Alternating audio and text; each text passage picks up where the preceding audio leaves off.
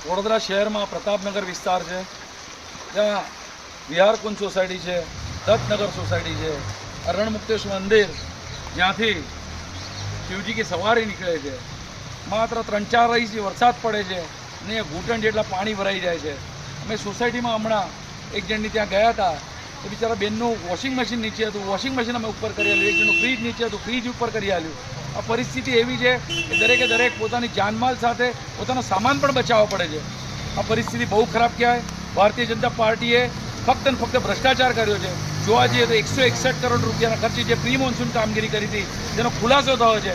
માત્ર 1200 કરોડ રૂપિયા જે પ્રધાનમંત્રી અને મુખ્યમંત્રીએ ફાળવ્યા છે તેનો દુરુપયોગ થઈ રહ્યો છે, સ્પષ્ટપણે દેખાય છે।